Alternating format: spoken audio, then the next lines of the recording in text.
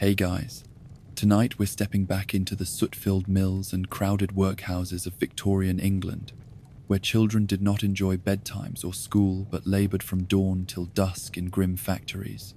Forget the romantic tales of Dickensian streets and festive carols. The real story is about blistered hands, hollow bellies, and the gamble of every breath in suffocating air. So tonight, we ask what it really meant to be a Victorian child worker. What did it feel like to wake each morning knowing you might never see the sunset? Every region had its own nightmare, so let me know where you're tuning in from and what time it is where you are. It's always haunting to see whose land we tread through tonight. Now dim the lights, pull your blanket close, and let's step into the factory together. You awaken before the first grey light creeps through the narrow window of the tenement room. The wooden floor beneath you feels cold and rough against bare feet. Your pillow is nothing more than a folded blanket on a straw-filled mattress. The thin cloth roof above offers little warmth. You swing your legs over the edge of the bed, arms aching from yesterday's toil at the mill. Outside, the sky remains dark and the streets lie empty. In the distance, you hear the faint whistle of a passing train and the rumble of early carts making their way toward the factory district. You dress quickly in the same worn trousers and shirt you have worn for weeks. The cloth is coarse and stiff, but it is all you possess. Your jacket, once a gift from a kindly neighbor, hangs stretched and threadbare. You tie a frayed scarf around your neck to ward off the chill. Your shoes are scuffed and loose, but they must serve until they fall apart completely. You leave the tenement in silence, joining other children emerging from similar doorways. Each child shuffles down the narrow alley, breath forming small clouds in the air. You wrinkle your nose against the cold, hoping to keep your wits about you. You know that arriving late at the factory gates means a docked half-day's pay, or worse, a beating from the foreman's cane. You quicken your pace, passing shuttered shops and alley cats slipping into shadows. The cobblestones are slick from last night's rain, and you wrap your arms around yourself to stay warm. Ahead, a row of factory chimneys punctures the sky, their brick tops glowing faintly with embers from smouldering fires. The hulking building looms like a fortress against the sliver of dawn. You feel a knot in your stomach as you draw nearer. The gates stand open, and a long line of children and youths waits silently, heads bowed and arms folded. Each person stands still like a soldier before a parade, though their faces betray dread. You slip into the queue, keeping your eyes fixed on the damp ground rather than on the weary faces around you. Each child clutches a small bag of tools or a bundle of rags to use as a makeshift cushion. Some wear wool caps, though many have nothing to cover their heads. In the dim light, you see the foreman emerge from the side entrance, a rough man with a great belly and thick leather apron. His face is lined, as though each crease formed under some earlier blow or insult. He strides down the line, eyes sharp and unwavering. You swallow hard and feel a bead of sweat trickle down your temple despite the chill. Your heart thumps in your chest as his gaze sweeps over each queue member, scanning for missing numbers or torn clothing or any hint of tardiness. The foreman's assistant stands nearby, holding a clipboard with a list of names. As each child shuffles forward, the assistant calls out a number in a flat voice. The foreman nods or frowns according to each child's appearance. If a girl's hair is unkempt or her shoes lack laces, he makes a note and promises a deduction in pay. If a boy's shirt is torn, he marks it with a check and signals a warning. Each mark could mean that month's bonus disappears, or that the child must stand outside in the cold until he decides to let her pass. You notice a grubby boy, 2 spots ahead, whose eyes grow wide as his number is called.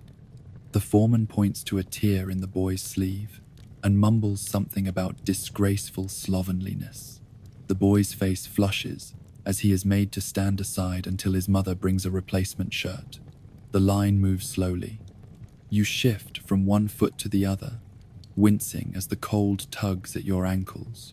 You inhale sharply when the foreman's gaze sweeps ever nearer. You wonder if he will notice the patch on your trousers sewn in the damp hours before dawn. Your hands flex in your pockets, fingers brushing the small scrap of bread you have saved for your breakfast. If you allow the foreman to see you clutch food before starting, he may snatch it away, deeming you ungrateful or insolent. You force yourself to look straight ahead, lips pressed together. Finally, your number is called. The foreman tilts his head slightly and peers at you, eyes narrowed. You stand tall as possible, hoping your posture conveys strength rather than fear. A breeze rattles the gates and nearly blows the foreman's coat open. He sighs and flips a page in his notebook, ruling a line through your number before slamming the book shut. You feel relief wash over you as you step through the gate and toward the cavernous workshop beyond. Inside, the light is dim and the air thick with lint and oil.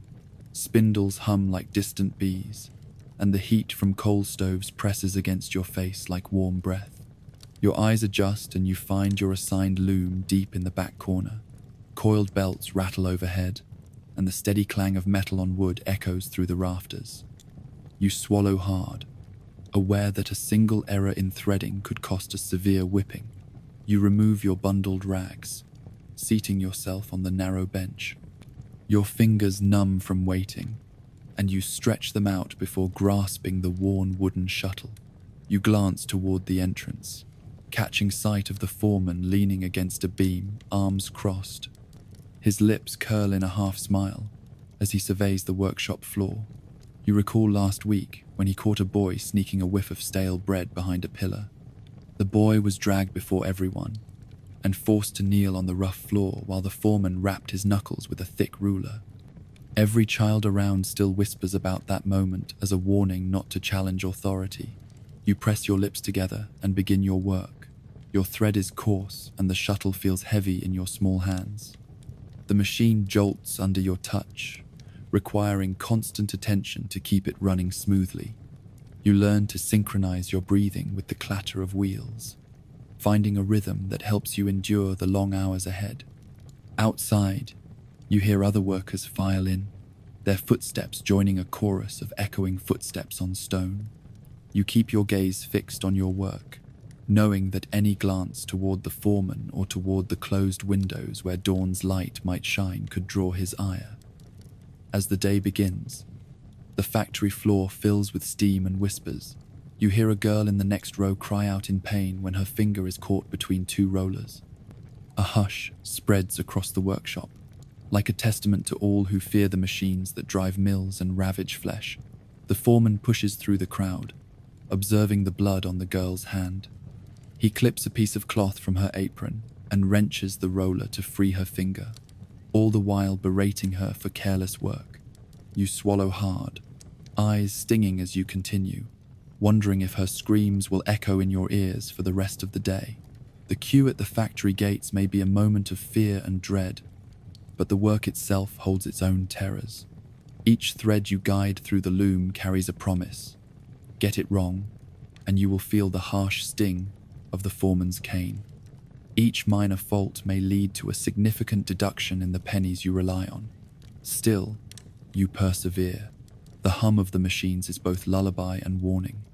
You learn to focus only on the shuttle's path, on the tension of the thread, on the beep of each completed row.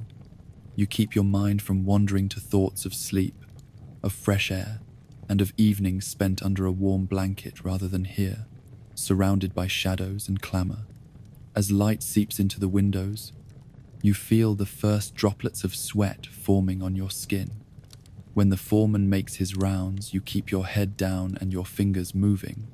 You remind yourself that the factory demands constant vigilance. Your family depends on your earnings, meager as they are. You glance at the small loaf of bread in your pocket, saved for midday. Each bite will sustain you for the hours ahead, each morsel a reminder of why you endure the fear and labor. Beyond the factory gates stand final hope and final despair. If you remain here, laboring through long days and restless nights, you contribute to profits that will never land in your pocket. Yet if you falter, you face punishment or dismissal. The foreman's glance looms in your mind like a dark spectre, reminding you that escape comes at the cost of blows to flesh and dignity. So you return to the shuttle, pressing forward through the din of wheels and the glare of coal stoves. When the whistle blows, signaling the end of the shift, you feel a moment of triumph. You rise stiffly from the loom and step toward the exit. Beyond the gates awaits a world of soot and dim lamps, of damp streets and scarce coal for fires.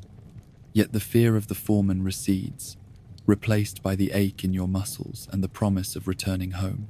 Tomorrow you will awaken before dawn once more, for the factory will demand you again. You steel your heart against the chill and meet the gathering light, ready to queue at the gates and face the foreman's gaze anew. In doing so, you join countless others who endure these early mornings, each seeking a sliver of safety and a handful of coins in a world built on childhood labor. Beyond the factory gates stand final hope and final despair. If you remain here, laboring through long days and restless nights, you contribute to profits that will never land in your pocket. Yet if you falter, you face punishment or dismissal. The foreman's glance looms in your mind like a dark spectre, reminding you that escape comes at the cost of blows to flesh and dignity. So you return to the shuttle, pressing forward through the din of wheels and the glare of coal stoves. When the whistle blows, signaling the end of the shift, you feel a moment of triumph. You rise stiffly from the loom and step toward the exit. Beyond the gates awaits a world of soot and dim lamps, of damp streets and scarce coal for fires. Yet the fear of the foreman recedes, replaced by the ache in your muscles and the promise of returning home. Tomorrow you will awaken before dawn once more, for the factory will demand you again. You steel your heart against the chill and meet the gathering light, ready to queue at the gates and face the foreman's gaze anew. In doing so, you join countless others who endure these early mornings, each seeking a sliver of safety and a handful of coins in a world built on childhood labor. You step inside the factory gates and pause a moment to steady yourself. The roar of machinery greets you like a thunderstorm. Rows of spinning spindles and whirring looms fill the vast hall. Light filters through high windows, dust motes dancing like tiny specters in the beams. Already you sense the day's toil will push you to your limits. You move forward to your assigned station, a narrow wooden bench bolted in front of a towering loom. The wood is worn smooth by countless hands, and each groove seems to bear witness to years of hardship. Your hands tremble slightly as you settle onto the bench. The thrum of gears echoes in your chest, as though urging you to begin before you are ready. You pull the coarse cloth from your bag to pad your seat for a moment of comfort. You must not linger, or the overseer will scold you for loafing. You press your palm to the bench and then lift your gaze to the ceiling beams where ropes and belts connect each loom in an unbroken chain of power. The smell of oil and cotton lint mingles in the air. You breathe deeply, remembering that each breath costs you more effort when lungs fill with fine, suffocating dust. A call from the overseer echoes above the noise. He shouts your number, and you thread your first piece of yarn through the eyelet. The loom creaks as you pull the shuttle across the frame. You synchronize your motion to the clack of the shuttle, landing in its groove. Each movement must be precise. Too fast, and you risk tangling threads. Too slow, and the overseer's eye will fix on you, and he will march over, cane in hand, ready to strike. You recall yesterday when he struck a boy who missed a single thread. The boy yelped and nearly toppled from the bench. You barely forced yourself to keep working, instead of offering comfort. Around you, other children do the same. Their faces are drawn and pale. Some blink against tears that sting from dust in their eyes. The older ones move with a mechanical rhythm that seems almost inhuman. Each knows the toll to take on the loom for the day's piece rate. Each thread they weave brings them a penny or two.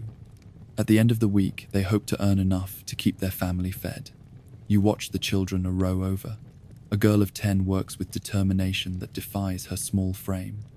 Her hair is tied back with a rag, and her fingernails are stained from grease. She pauses only briefly to wipe her face with her sleeve. You admire her resolve but fear she will collapse before the day's end. Your own arms begin to ache as muscle fibers protest constant strain. You clamp your feet on a small wooden pedal that controls tension. Each shift of weight adjusts the course of countless threads. You grip the shuttle harder as a knot forms in the yarn. Your fingers fumble for a moment until you free the snag, and you feel the overseer's gaze on you like a blade's edge. You force yourself to smile slightly to avoid drawing attention. You hear him mutter something about slackers and keep working. A bell rings faintly in the distance. It signals another hour passed without respite. You glance up at the clock mounted on a pillar, its hands barely moving. Each tick sounds like a countdown to your next break. You know that break will be short, and you will use it to swallow your meager ration of bread. But the knowledge of a pause, however brief, suffuses you with a flicker of hope. You steel your resolve and return your focus to the loom. Threads snap above you with a sudden twang. The loom grinds to a halt, and the children around you pause. You stand on your toes and look upward to see a belt has slipped from its pulley. You send a silent prayer to see if the overseer is watching. He stands at the far end of the hall, leaning against a pillar, arms crossed. You suck in a breath and avoid making eye contact. You step from the bench and reach above to guide the belt back into place. Your fingers brush against soot and grease as you twist the loop onto the pulley. Your muscles protest, but you hold it steady. When the belt slips back into position with a soft thud, you release a breath you did not know you held. You sink back onto the bench and start the loom again. You hear the overseer shout your number, and you nod vigorously as if you are eager for his praise rather than his reprimand. Sweat beads along your brow despite the chill seeping in through high windows. You feel grit collecting in your mouth each time you blink. You force saliva to clear your throat and wipe the back of your hand across your forehead. You catch a glimpse of your reflection in a small, brass-framed mirror propped against a support beam. Your face looks gaunt and your eyes hollow. You wonder if this is your true self, or if the factory has carved a different version of you. You swallow hard and remind yourself that your family depends on you, and that any sign of weakness would set you behind in pay. You adjust the shuttle, and the loom's wheels resume their steady cycle. Each thread clicks into place like a ceremony of endurance. Rough hands guide soft cloth, turning raw cotton into yardage for clothing sold far away. You think of the merchant in the city counting profits from each bolt of cloth you weave. You know nothing of him, but you sense that your labor and your life fuel his wealth. You wonder if he contemplates your sweat and exhaustion when he signs off on orders for more bolts. As morning wanes toward midday, you feel a twinge in your lower back. Pain shoots along your spine, reminding you that your bones are still young yet taxed beyond measure. You lean forward, pressing your elbows against your knees to ease the ache. You catch sight of the loudspeaker where managers shout numbers for tasks and direct children to change stations. You wonder how many more hours you can endure before your body gives way completely. Your leg vibrates as the contraption beneath your bench shifts. A heavy beam swings low overhead, guiding skewers of hot cinders used to heat metal parts. One misstep from beneath, and you would be burned or worse, crushed by the machinery. You shiver as you catch a waft of hot air. You remind yourself to keep your head down and your hands nimble. You think of the small bag tied around your waist, containing a crust of bread and a piece of cheese. You plan to eat when the second bell rings, letting every bite fuel you for the remaining hours. The factory whistle blows unexpectedly. You and your peers startle, each heart racing. You think a child has been injured or worse, but the sound signals only a shift change. You kneel to extract your dried bread and cheese from your belt. You break off a piece of bread and chew quickly, letting the crumbs fall to your lap. You wash it down with a sip of water from a battered tin cup. Your muscles throb as you swallow. A boy nearby finishes his ration, and nudges you to share his cheese. You accept gratefully, feeling renewed strength course through you. The overseer strides down your row, inspecting each station. You hold your breath as he pauses near you. He peers at your hands moving the shuttle across the loom. He nods slowly, though you know it may be a nod of contempt rather than commendation. You dare not interpret it as kindness. He walks on without a word and you exhale, fingers trembling as you return the cheese to the bag. You glance at the clock again. Only 2 more hours until the second break before nightfall. You refocus on the loom, drawing tight each thread, guiding the shuttle with practiced precision. You remind yourself that every bolt completed brings you closer to the coins you will tuck into your pocket at week's end. You think of your family waiting back home, their hopes pinned on your earnings.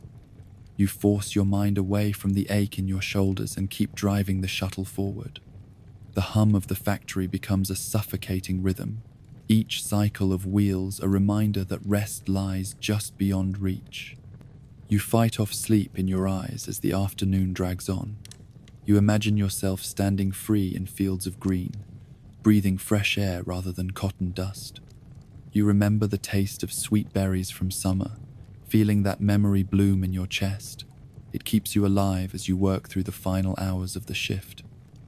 When at last the whistle rings again and the day's work ends, you rise with aching limbs.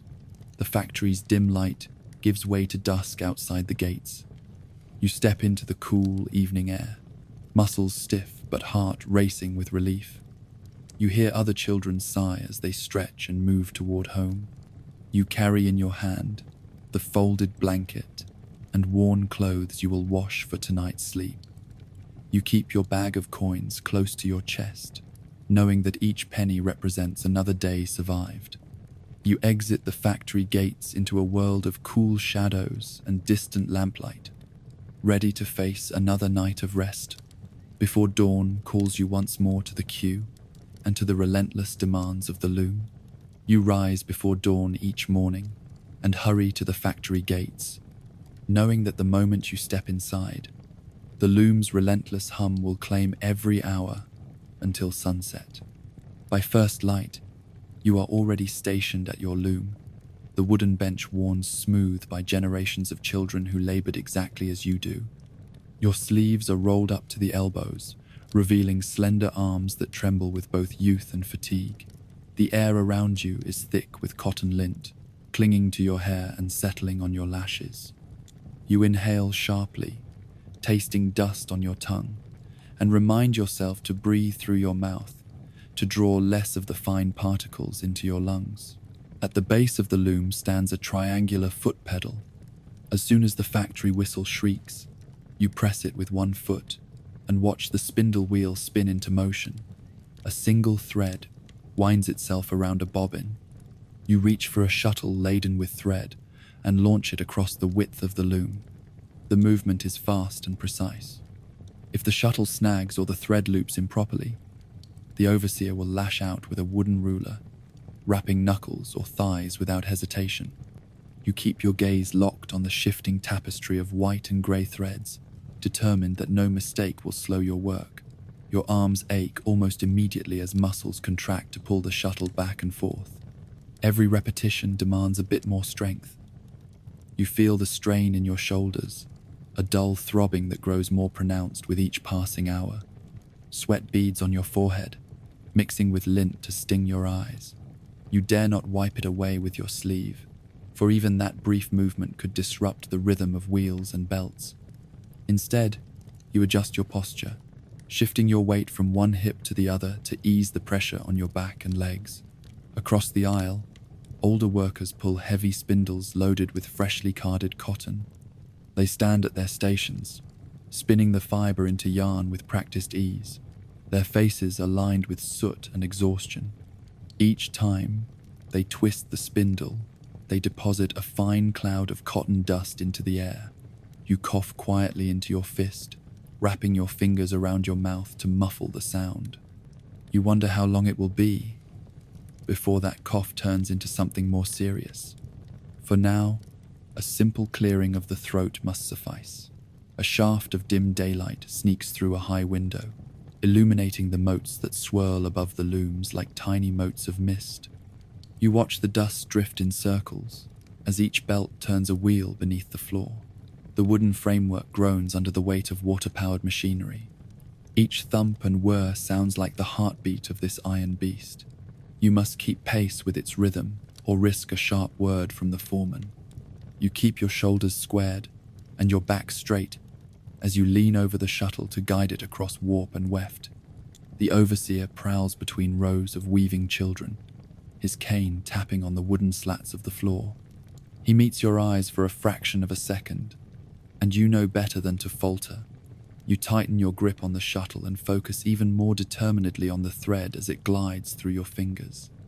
You feel the tension in your wrist deepen as you guide each pass of the shuttle with the precision of a blacksmith forging steel. You count silently beneath your breath. 1, 2, 3, just to stay oriented in the unending sequence of motions. As the day progresses, your pace never once slackens. Hours feel like minutes when you push every ounce of energy to keep the loom moving. You hear the occasional snap of a broken thread, and your heart leaps sickeningly. You must stop, rethread, and repair the damage before the overseer notices. That moment of pause might invite punishment or a lowered piece rate. You hurry through the fix, weaving the new thread into the pattern with the trembling patience of a mouse in a trap. Every second counts, and you swallow fear like a bitter medicine. Your throat grows parched as the lint clogs your airways and dust settles in the back of your mouth. When you can't hold back, you reach for the water bucket beneath your station and gulp from a small tin cup. The brackish taste does little to soothe the dryness. Yet you savor that cold water because you know it will be your only respite until the next brief pause, hours away. You steel yourself for the long hours ahead, leaning your spine against the bench's edge to rest aching muscles.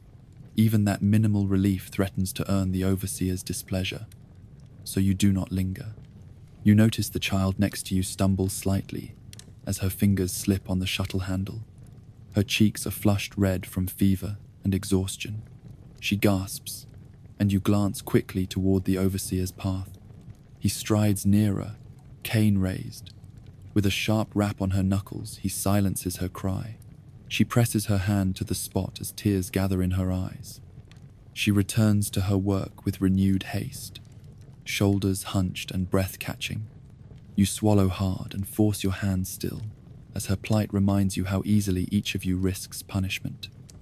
You glance toward a clock perched on a ledge high above the looms. The minute hand barely moves, as though caught in molasses. Minutes blur into hours. You remind yourself that you promised your family a small payment after the week's end, enough to buy fresh bread and perhaps a handful of potatoes. You imagine their faces breaking into relief at the thought of a second meal beyond the usual gruel. You return your attention to the loom, carrying the promise of that food in your mind like a talisman. A loud crack from a nearby beam startles you. You glance up and see a small board warped and splintered. A drop of grit falls into your hair. You swallow a gasp as you realize how precarious these structures are. Each day the factory houses dozens of children, their weight driving the floorboards lower and verifying each weld in shaky beams. You imagine the disaster if a support were to give way and everything above you collapsed in a roar of splintered wood and twisted metal. Yet you focus back on the loom and your shuttle, determined to outrun the fear. You push the shuttle through the warp, lean forward, and pull it back in a single fluid motion.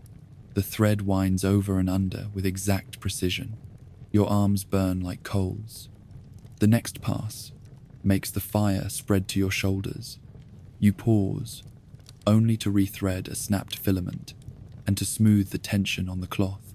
You press a rag across your forehead to clear sweat and protect your eyes from more lint. Daylight slips toward noon, and the hum of wheels intensifies. Voices echo in the far corners of the factory, the overseer barking orders, the clatter of wooden carts moving raw cotton into the hall.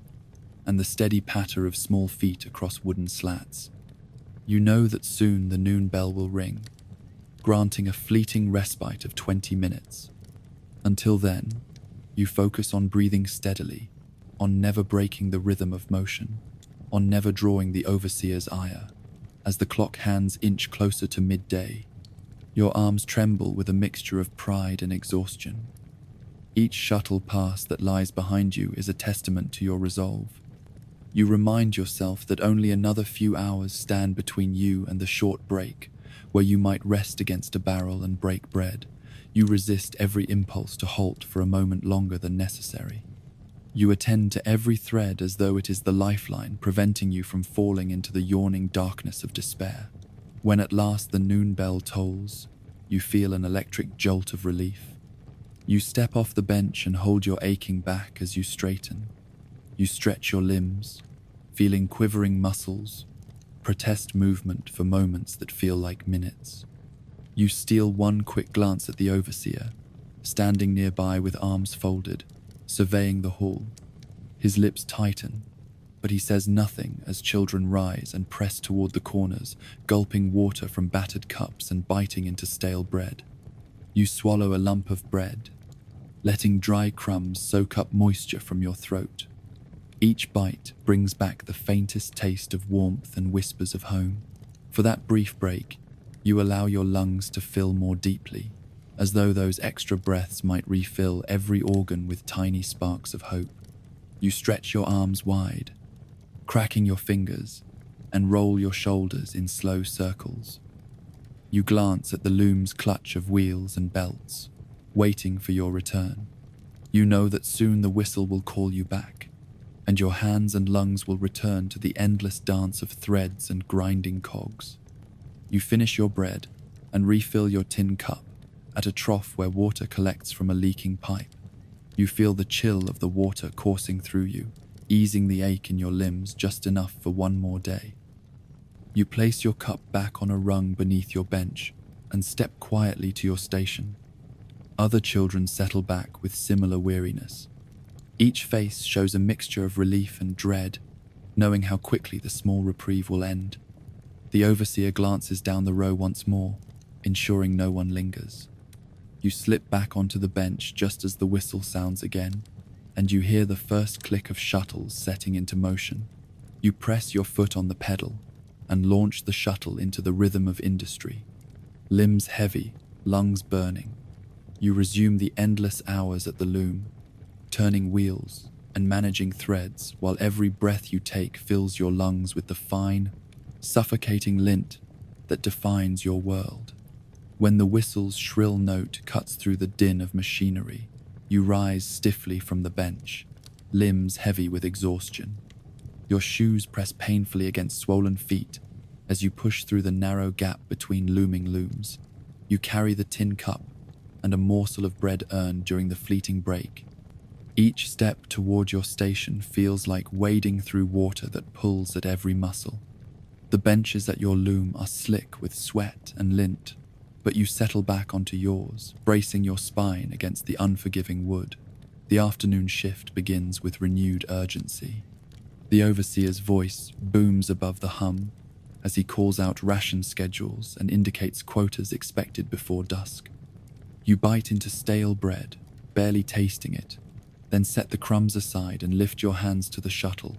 Gripping the wooden handle, you slip it through the warp and draw it across the weighted threads. The shuttle's edges catch on too tight wiring. You tug with extra force and feel a sharp sting in your palm where a splinter catches your skin. You hiss into your sleeve and swallow a cry of pain. If the overseer notices, you know you will receive a furious rap on the knuckles. Instead, you press a scrap of cloth against the wound and refocus on guiding thread through the frame. Countless spindles whirl beside you. Each is laden with fresh cotton measured out by supply boys who scurry between retaining bins and machine carriages. The room's temperature swells with heat from coal-fired steam pipes. You wipe a hand across your brow, aware that every breath now carries a suffocating dose of lint. Your lungs expand with the fibers, and you cough into your forearm, catching the rough sensation of paper-thin membranes scraping against grit. You recall the mill doctor's warning that long-term inhalation can scar your lungs and shorten your life. For now, those words drift like far-off thunder as you push the shuttle across, wire wheels clicking in mechanical unison. Time stretches unmercifully. Each rotation of the wooden cylinder that supplies yarn seems to echo your own heartbeat. You glance occasionally at peers who sit in rows identical to yours. Their faces are gaunt, eyes hooded with fatigue, expressions as blank as the warped floors beneath. You recall a boy once saying that the shuttle's pace becomes part of your pulse until you confuse the machine's rhythm with your own. Now you feel his words echo in your mind as your arms move in automated cycle zone. Arm lifts as the other presses the treadle, each movement seamless yet soul-crushing. A sudden clamor at the far end draws your gaze. A boy has collapsed, his face sallow as he hits the floor. His shuttle rolls away as he lies unmoving. The overseer storms toward him, cane raised. You flinch, dreading the swift strike meant to punish any lingerers. Instead, a foreman examiner leans over the boy and mutters a command to summon the physician. The overseer whirls away, disgust painted across his lurid features. You note that no one speaks of the boy's fate. He might be carried beyond doors of darkness and never return. You force your eyes back to your loom and press on, aware that even a moment's concern could earn a blow. Sunlight filters through grimy windows, illuminating swirling dust motes. For a moment you imagine yourself in fresh air, running across fields rather than staying tethered to this mechanical prison. The thought dissolves as you remember the cost of freedom. No loaf of bread, no coin for your family, no roof over anyone's head. You clench your teeth and return to the loom. Each shuttle pass a vow to endure so that waning pennies will suffice. You notice that your fingers tremble with increasing frequency. The shuttle's grip grows slippery with sweat and lint. You adjust your posture, leaning forward slightly to take some weight off your shoulders. The overseer's assistant passes by with a clipboard and scribbles notes. You lower your head and continue until the assistant lingers over your station. You feel a flush rise to your cheeks. He studies your work and ticks a mark next to your number. You fear the worst, maybe you lost a row or broke a thread. Instead, he nods curtly and moves on. You exhale in relief, then force yourself not to lean too heavily on the bench edge. The overseer's quick eyes can find any sign of weakness. As the sun sinks low, the hum of machinery seems to grow louder. Your limbs grow numb with exertion. When your fingers fail to catch the shuttle's handle on one narrow pass, you clamp down too hard and snap the wood. The shuttle tumbles to the floor between tarp-covered cords and sweaty feet. You brace for the overseer's wrath, but for a split second everything goes silent. Then a harsh laugh erupts behind you, and the overseer strides over. He plucks the broken shuttle from the ground and wraps your bare knuckles with its splintered edge. The pain burns as blood seeps between your fingers. You bite your lip to keep from crying out. Your cheeks burn and tears sting in your eyes, but you aren't permitted the luxury of tears here. The overseer spits and hisses that broken shuttles cost money, then tosses the ruined piece onto a pile of other shattered wood. You glance at the heap and imagine countless children's knuckles bearing the same punishment. He tells you to finish your rows or face a deduction in pay. You rise shakily and grip a new shuttle handed by a sympathetic older girl nearby. She whispers, "Keep going," and you force yourself into the next cycle, ignoring the ache that now pulses through your palm. The clock on the wall inches toward dusk. You taste blood in your mouth from the shards that nicked your tongue during that first cry of pain. You swallow and focus every breath on guiding thread through the warp. You remind yourself that each shuttle pass builds the required yardage to earn a wage. Even earned pennies cannot feed you enough for a full meal, but they will buy a loaf of bread and a cup of tea for your siblings' breakfast tomorrow. Holding that thought, you continue until the loom's final pass before the closing bell. When the whistle finally shrieks at twilight, relief washes over you briefly. You gather your charcoal black cloak from a nail on the partition and step away from the loom. Your hands tremble uncontrollably as you rub lint and blood from your palm. You limp slightly from muscle fatigue as you weave between rows to the exit. You see the boy who collapsed drift toward the infirmary with blank eyes. By the time you reach the gates, fatigue wraps around you like a heavy cloak. You wonder how children manage this day after day, week after week, month after month. Outside the factory, dusk blankets the sky with a dull grey. The still air feels moist and carries hints of smoke from distant chimneys. You step onto the cobblestones, and the shift from the mill's deafening clatter to the hush of evening world feels almost surreal. Yet beneath the quiet lies the memory of machines and punishment, of broken shuttles and bent backs. You know that even as you breathe in fresh air, tomorrow you will return. You pass by other children who wipe cotton dust from their cheeks as they shuffle toward crowded living quarters. Each stoops beneath low rooftops leading into dark alleys, where rickety doors squeak against grimy thresholds. The tenement's narrow stairway rises steeply to your small room on the top floor. You climb each creaking step with legs wobbly under the weight of exhaustion, imagining the hours of sleep that await. You reach your room and set your bundle of wages on a splintered table. The coins clink softly, a sparse reward for endless labor. You sit at a battered chair and extract your loaf of bread from a small sack.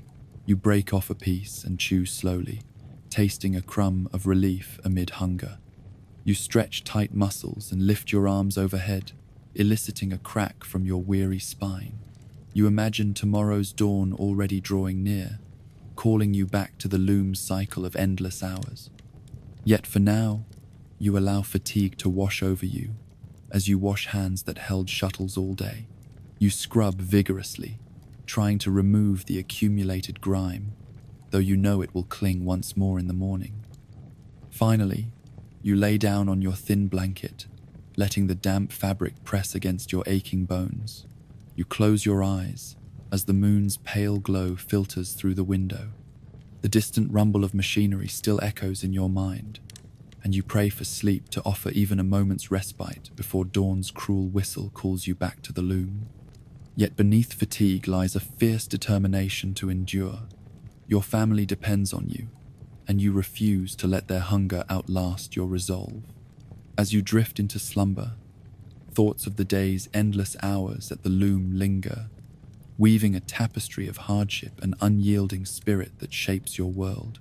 You shuffle along a long line of children and adults, waiting at the narrow doorway of the workhouse dining hall.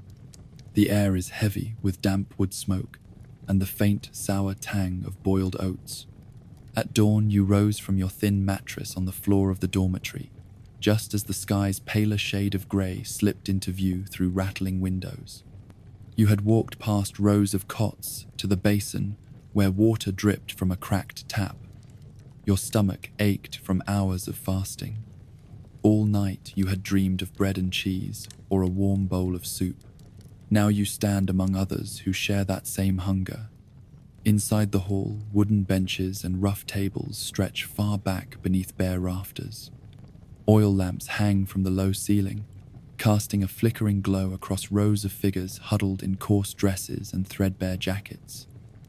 The benches squeak as they shift and creak under the weight of dozens of bodies. Each table bears a single tin mug and a chipped bowl. The workers of the workhouse cluster near the back, while younger children cluster at the front. You find a place in the middle where you can rest your elbows, still hoping for something more than the predictable, meager portion. A pair of militiamen stands at the head of the hall, prodding bowls of thin gruel and slices of hardened bread forward along the line. The gruel is little more than boiled oats in water, with only a whisper of salt to mask the blandness. The bread is baked once a week from coarse flour that leaves your teeth gritty when you bite into it. You swallow sharply as one of the militiamen sets a bowl of gruel in front of the child ahead of you. You glimpse a younger sister whose cheeks glow with fever and whose eyes plead for more nourishment. She tugs at the sleeve of her patched dress, but the spilled gruel remains her only portion. When your turn comes, you step forward and receive a shallow scoop of gruel and a single thick wedge of bread. You offer a silent prayer of gratitude, remembering that many nights passed without even this scant ration. You carry your bowl to an empty spot on the bench, careful not to let the spoon clatter and draw attention. The child beside you leans forward to inhale the steam from a bowl of gruel, wishing he could savor cheese or fruit. Instead, he is left to mop the thin liquid, spoonful by spoonful, as though each swallow might stave off collapse. You take a bite of bread. It is heavy and slightly sour from the coarse texture. You chew slowly, aware that each mouthful costs you several minutes of time that could be spent seeking work or caring for siblings. The bread dries your throat and forces you to reach for a nearby cup of water. You swallow and feel the belated sting of hunger recede only slightly.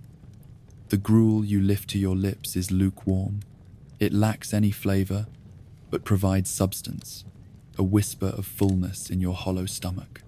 You remember a summer when fresh fruit abounded at market stalls, plump apples, juicy pears, berries bursting with sweetness. You close your eyes and imagine the tart snap of a green gooseberry or the velvety flesh of a peach. You long to feel that rush of flavor and the sticky residue of juice between your fingers. A girl 3 seats down turns to you, her face pinched with exhaustion. She dips her spoon into her bowl with resigned patience. You sense that she instead dreams of the same fruit you cannot taste. You wonder where the nearest orchard lies, or whether any child in this hall has ever seen a cluster of grapes hanging heavy on a vine. You press your spoonful of gruel to your lips and allow a moment to dream of a world abundant with food beyond mere survival rations. The militiamen move down the next row, their boots clopping on wooden boards. The echo reverberates through the hall, reminding you of authority and scarcity. You swallow the final spoonful of gruel and set your bowl aside. You hold onto the crusty wedge of bread until the last crumb. You see a small boy press the bread against his palm before biting, his teeth tearing through each rough chunk. His clothing is patched with scraps of cast-off cloth, and his shoes are worn thin. His mother sits across the table, watching him eat with tired eyes. You wonder how she can find the strength to work at the spinning frame later, knowing her child still goes hungry.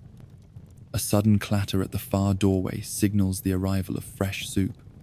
The militiamen push a large iron pot along a sled-like platform. Its lid rattles with each push as steam pries a path through cracks. You glance at the ladle brimming with pale liquid that swirls with potato chunks, limp strips of cabbage, and barely visible scraps of meat. You rise and follow the procession of bowls, hoping for a taste more nourishing than gruel. But when your bowl is set before you, you see that the soup is scarce.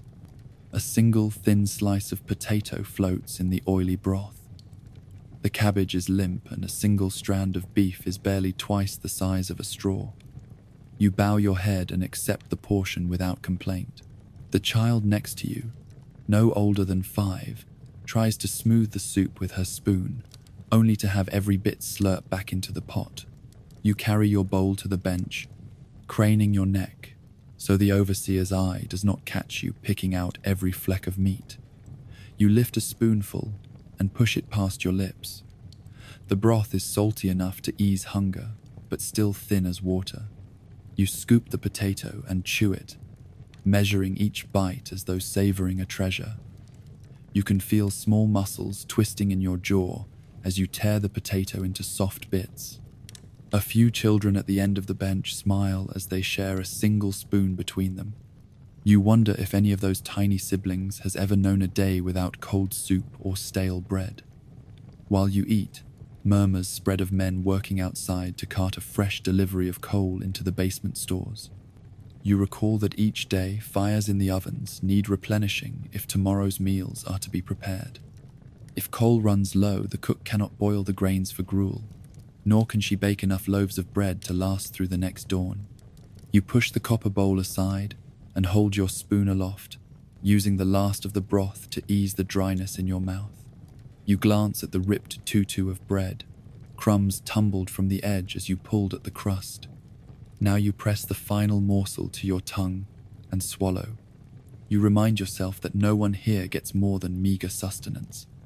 You recall that tears must remain hidden, because if the overseer sees any hint of dissatisfaction, you risk losing your seat at the table, and possibly your place in the workhouse entirely. You set the bowl in the center of the table, hoping another child might find it and lick it clean. A small boy in rags will likely reach first, dipping his finger into the remaining broth. You catch him and nod, offering a silent gesture of solidarity. He nods back and pushes the bowl to his lips. You see him taste every drop until the bowl lies empty. You know that soon you must return to the factory to renew your labor until dusk. Hunger grows hot in your chest as you think of the hours yet to come. When the camaraderie of shared suffering fades, you stand and push your stool beneath the table. You rub your belly, still aching from both fullness and emptiness. You rise to your feet, swaying as your legs groan from the hours of standing at the loom. You step from the hall into the courtyard, where other workers mill about, ready to return to the din of machinery. You inhale fresh air salted by soot and ash from nearby chimneys. Your stomach rumbles in protest, but you know that nothing else awaits until the next day's rations. You pause a moment to graze the surface of your tongue with a thumb, tasting faint salt from the broth. You recall times when, in secret, you discovered fallen berries rotting behind a hedgerow or foraged wild greens along a muddy lane. But those times are rare, and you dare not stray too far from the path that leads to the workhouse's back door. Your hunger remains, an unending ache at the pit of your stomach. You think of fresh fruit once more. Apples plucked from trees, cherries warmed by sun, the sharp juice of currants bursting on the tongue. You envision these tastes as a reward for survival, something to hold on to while you endure the next 3 hours of labor. When you finally return to the loom, you press your hat against your head and tighten the strings beneath your chin. You tuck a bit of bread into your pocket, ready for the next break. Each step back through the factory doors feels heavier than the one before. The hum of spinning wheels greets you once more, rattling your limbs until you almost stumble. You plant your feet firmly beside the bench and lift your hands to the shuttle. Each movement is mechanical, instinctual, born of countless days like this one. You allow the memory of bread and gruel to fuel your labor and steady your mind. You tell yourself that tomorrow's rations will come again, and despite their meagerness, they will sustain you until dawn breaks once again through the high window, and you will stand at the gates confronting hunger anew. Thus begins another endless stretch of hours at the loom and grunt of the spindle. Hunger and hope entwine as you push thread through frame and dream of feast. You tell yourself that each day's meager meal is a promise. Tomorrow you rise, return, and somehow endure again. Each particle of grit and drop of bland broth remains a steadfast reminder of what you must endure, and the faint taste of dreams that buoy you through the grind. You return to the dining hall late in the afternoon for the evening portion of the meal. The sun has dropped low so that the windows cast long shafts of yellow light across the rough wooden floor. Water drips from a leaky pipe near the back wall and echoes softly in the hush before the feast arrives. You join the line once more and feel the hunger that lingered since you finished the thin soup at midday. Your belly clenches with a familiar ache. You notice others around you rubbing their chests and shoulders, as though their bodies beg for nourishment beyond the sorry ration that awaits. The militiamen bring in a large pot of the evening porridge. This time it is thicker than the morning gruel, and holds more grains to keep the feel of fullness longer through the dark hours. They ladle out sparse portions into chipped tin bowls. Each adult receives a double ladle. You step forward and place your bowl on the bench before taking your seat. Children occupy the lowest benches near the wall, while adults sit closer to the center where any spill might be more easily cleaned up. A child beside you leans forward to inhale the steam rising from the bowl. The mix is bland and slightly bitter, but you lift a spoonful and let the warm porridge soothe the back of your throat. No bread accompanies this evening meal. The overseer claims that the day-old loaves were distributed earlier to those who arrived first, and that no crumbs remain. You press your spoon through the porridge in search of any stray flake or grain of grain that might taste like a morsel of yesterday. You swallow the bit and let it settle in your belly to stave off hunger for a few more hours. The steam rising from the hot porridge stings your nose and makes your eyes water until the tears blur the rows of faces seated beside you. Each tear mixes with the fine dust of the floor, and your skin prickles with gooseflesh. You breathe through your mouth to avoid drawing more lint into your lungs. You lift a second spoonful and taste the minimal flavor of milk that was added for richness. You swallow and feel the comfort of a warming sensation as the thick mix settles in your stomach. You glance at the older woman across from you. She offers her bowl of porridge to a child whose eyes shine with hunger. The child is too small to grasp a full bowl at once, so she rests her chin on her hands and tilts the bowl slowly so that each small sip counts as a victory. You imagine her home without a roof, or with a roof full of gaping holes that let rainwater pour in. You wonder how she will survive if the rains return as they do when the seasons change. You push another spoonful of porridge into your mouth and swallow before another child shoves his bowl away in desperation for a crust of bread. The hall remains silent, except for the slap of spoons against metal bowls and the end. Occasional gulp as someone swallows too hastily. The air grows cooler as evening falls. You notice long shadows form beneath the benches. You draw your worn jacket closer around your torso to stave off the chill.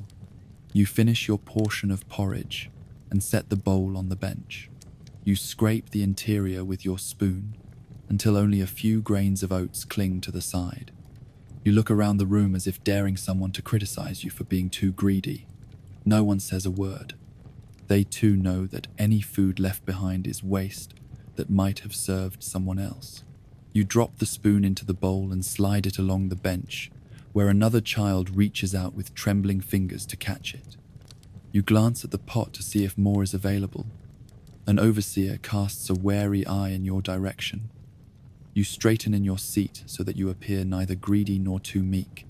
The overseer studies you for a moment, then moves away. You wait a moment more to assure that no one else sees the overseer's attention before you pass the bowl to the child at your left. She thanks you in a whisper and clutches the bowl as though her life depends on it. You reach into your pocket and press a small scrap of bread into her hand. Her eyes widen, and she closes both the bowl and the bread in her lap as though she might never let go. When your part is done, you rise and leave your bench. You return to the hut where you live with others in a shared room that holds 20 cots. At night, the door remains locked until dawn. You hope to gather enough warmth by crawling beneath layered blankets and leaning against your sister's thin frame. As you cross the courtyard, you hear the faint clink of a lantern someone carries along the path. You imagine the person carrying the lamp is returning from fetching more water or tending a fire out back. The workhouse demands that someone always remain on watch to ensure no one escapes and no one hides scraps of food for secret feasts. When you step into the hut, you see that the evening notice posted in the corner warns all residents to be ready for daybreak by first rooster's crow. Your cot stands inside a wooden frame, just big enough to hold your blanket and a bundle of thin straw. You remove your boots and rub your feet to restore some feeling. The stones beneath the boards are cold. You feel a twinge in your heel from standing all day at the loom. Your head swims from the engine's constant roar echoing through your mind. You slip beneath your blanket and clutch the scrap of bread that remains in your pocket. You force yourself to drift into a state between wakefulness and sleep, while memories of warm food flicker across your mind. In your half-drowsy state, you recall the last time you tasted fresh fruit. It was bright and sweet at your grandmother's house during summer harvest. You remember the rush of sun on your face as you climbed a ladder to pick a purple plum from a battered tree. You felt its juice run warm down your chin. Tonight you cling to that fleeting memory as you drift.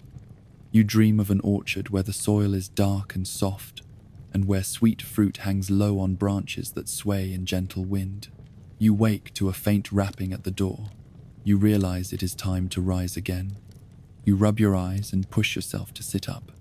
Your blanket falls to the floor, and you step into worn slippers.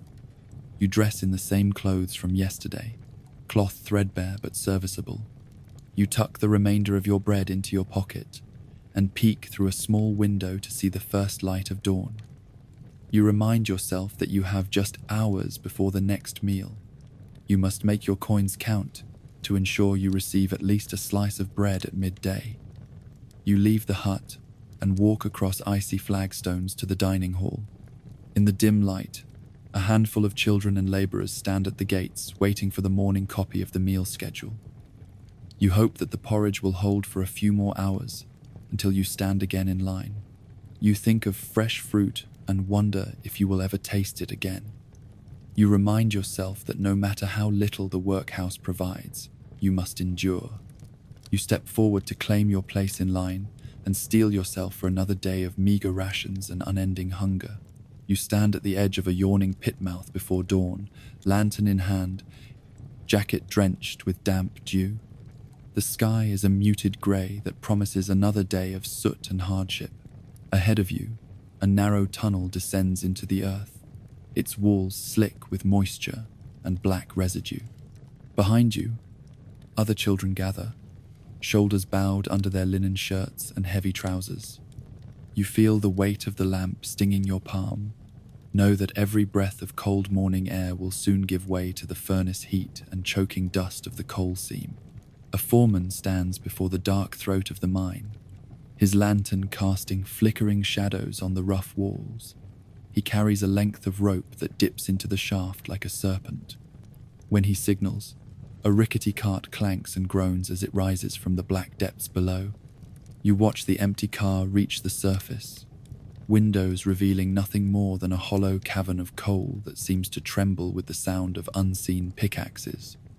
The foreman mutters a brief command, and you step forward to take your place in the line of children who will join the descent. Below ground, the air is thick with coal dust that stings your eyes and coats your tongue with grit. You hold your lantern close, so its weak flame fights the darkness, revealing a narrow path that winds deeper into the seam. Water drips from the low ceiling onto your neck and back, making you want to shiver though the heat presses against your chest. The walls on either side crowd you so closely that your elbows brush against damp stone. You bend your head to avoid hitting your lamp against the jagged rock. After a short walk, you reach the coal face, where pickaxes glint in the lantern light. Older boys swing heavy hammers against the carbon seams to dislodge chunks of coal. Their muscles strain with each swing, but they work without rest. A girl of barely 13 kneels ahead of you, wedging a wedge into a crevice. She breathes hard when she thrusts the wedge forward. A crack echoes through the shaft, and a block of coal splits loose. She grabs a cart and begins to push it backward along narrow rails toward the main passage. You know the cart weighs more than you can lift alone, yet she moves it inch by inch, her eyes set on the glow of lanterns at the tunnel mouth. When her cart passes, you approach the coal face. Your pickaxe is not new, but worn smooth by countless strikes. You raise it above your head and bring it down on the brittle coal seam. The metal head cracks through the rock as though you are chiseling bone. Each movement sends a shiver through your arms and shoulders. Black flecks spray with every blow, settling on your skin and drifting into your lungs. You cough a choking cough as your eyes burn with dust. Yet you cannot stop. You must keep striking until enough coal pieces fill the cart beside you. A lump of coal falls into the half-filled cart. You bend to lift it, but find it too heavy for your small frame. You lean against the low wall and push with both hands. Your back arches with the strain. Slowly the cart inches forward along the track. You press your foot against a rail tie and urge the metal wheels to roll. Sweat drenches your clothes as the weight grates against your palms. The coal rubs against your fingers until they sting. You grit your teeth and press on, determined to make a full load before the next shift change. The shaft rattles with the rhythm of pickaxes from other faces of the seam. Their echoes rattle your bones, as though the mine itself is alive and groaning. You hear water sluicing down from a fissure in the ceiling onto wet stone. Each drop is a hammer tapping against your resolve. You brace yourself as the tunnel slopes downward, forcing you to lean more heavily into the cart's handle. Your legs tremble as you guide the loaded cart away from the coal face toward the railhead where stronger boys wait to take over and push it farther down the line. Once you reach the main track, a larger boy, nearly twice your height, takes over the cart's handle. He lifts the weight with a grunt and begins to pull the cart in a slow march toward the mine entrance. You follow behind with another empty cart, ready to return for more coal. Each breath you draw tastes of acrid dust, your lungs feeling raw and swollen as you manage the lamp's tether with one hand and the cart with the other. At the mouth of the mine, the air is dense with soot that rises like a cloud from the cart stacked beyond. You push your loaded cart onto a platform where men raise it to the surface by cranks and pulleys. You feel the steel cable pull against the grooves of your palm, leaving small lines of fresh blood where the rough metal cuts into your skin. You take a moment to wipe blood against your trousers and look out at the grey daylight. You swallow hard, knowing that there is no mercy here. Each cart you send up is counted and measured. If you fail to fill your share, you earn less coin in wages. The foreman watches from above, arms crossed and lips pressed into a thin line. He will know if your load weighed too little, or if you took more time than allowed at the face. You descend again to join the line. The tunnel seems darker now, as though the light from above has vanished. You grip your lamp just below your chin and force each step forward. Your clothes are soaked with sweat, yet the dripping water bathes you. You step carefully over puddles that run along the track to keep the rail clear. Each puddle is slick with coal dust that turns mud in the flickering lamplight. If you slip, you could be trapped under a runaway cart or mauled by machinery. You swallow a lump of fear and focus on the path ahead. At the coal face, you find a new patch of seam ready to be struck. The older boy who pushed your last load has moved to a different face. His pickaxes still ring in your ears as you grip your own tool. Your arms tremble as you position your first swing. The rock cracks with a dull thud, sending chips of coal scattering like black petals. You struggle to maintain a steady rhythm. Each strike echoes, melding with other strikes throughout the mine to form a discordant symphony. You know that must continue until the shift change, or until the seam grows too narrow, and a new tunnel is driven. Dust settles on your neck and face until your features blur beneath a film of grime. You swipe your shoulder to brush away a crust of black, only to send motes swirling into the air.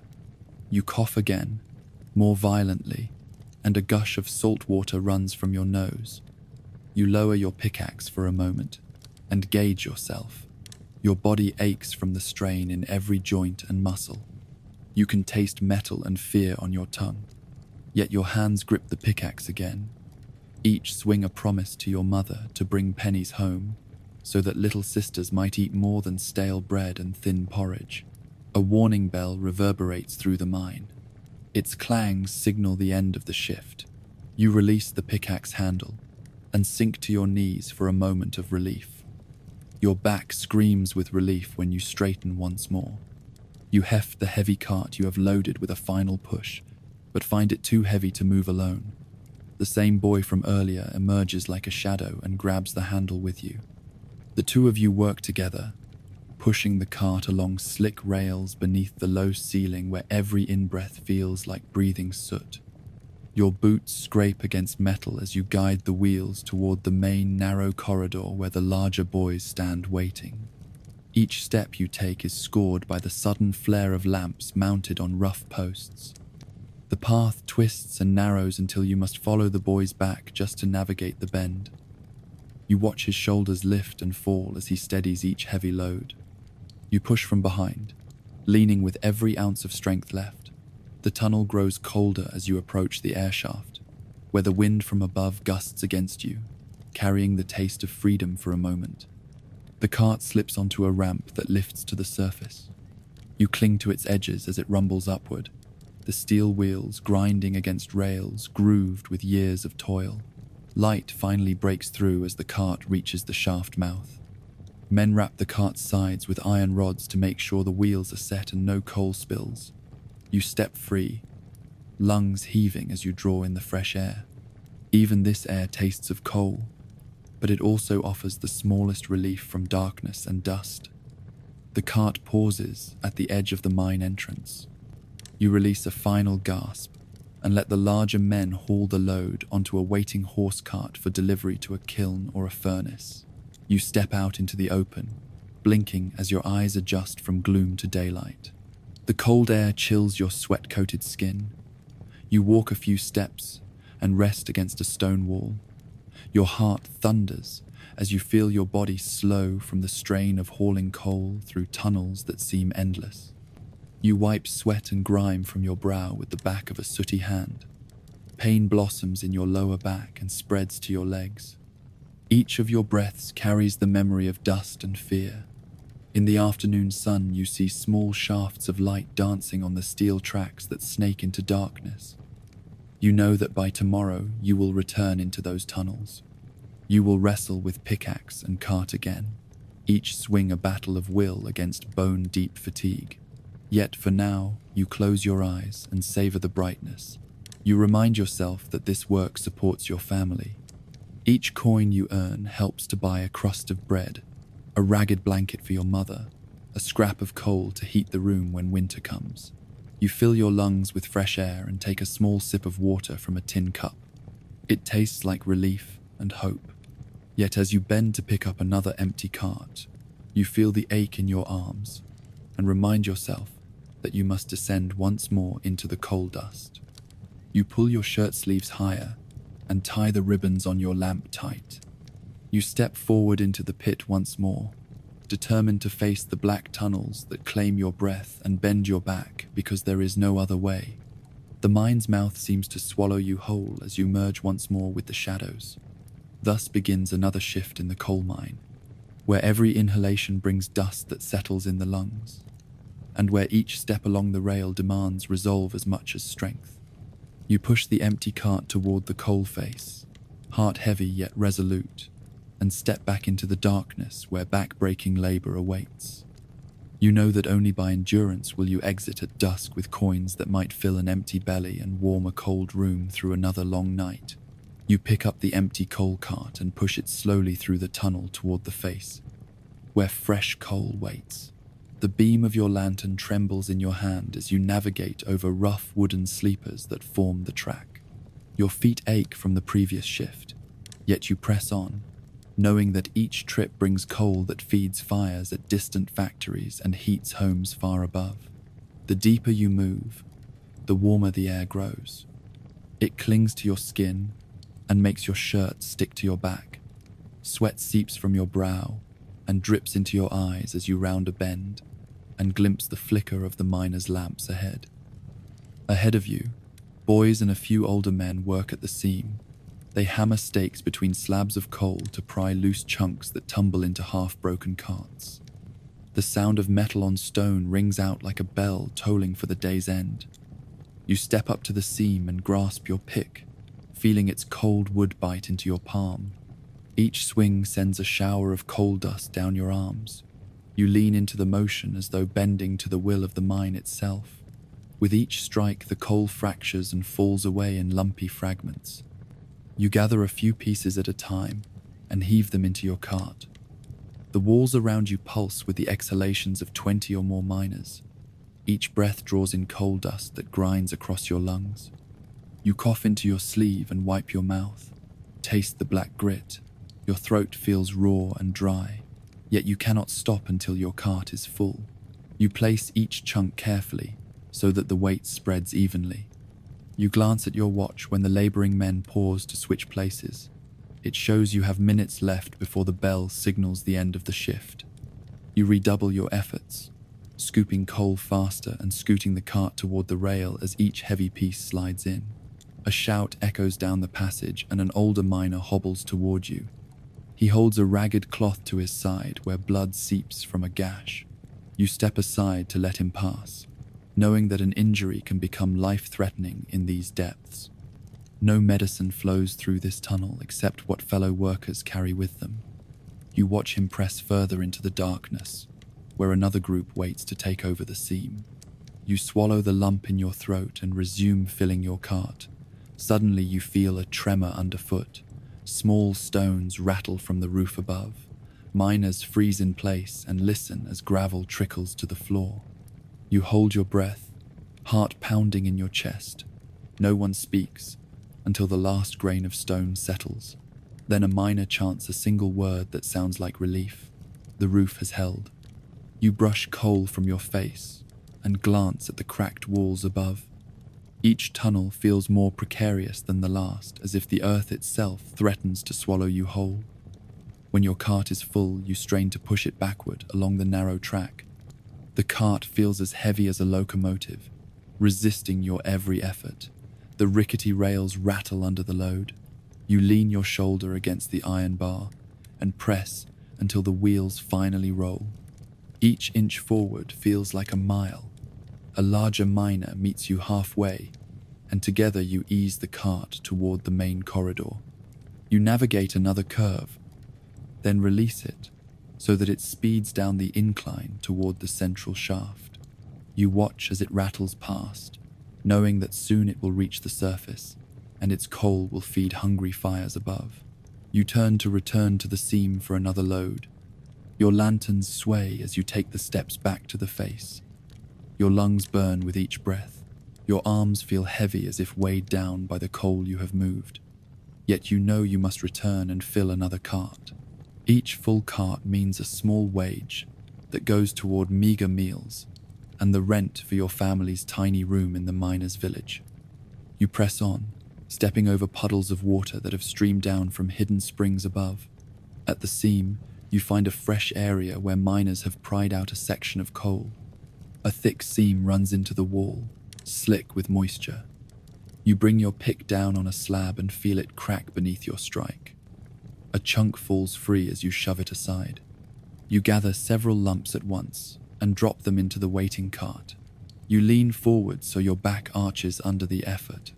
A loud cough escapes you as you inhale coal dust. You clear your throat and force yourself to keep moving. Midway through shifting your third cart, you hear the distant calls of younger boys whining that their legs have given out. You glance toward them and see one leaning against the wall, eyes half closed from exhaustion. Another helps him along the rail until he can kneel and rest. You swallow hard at the sight, remembering that 6 months ago you were as young and fragile as they.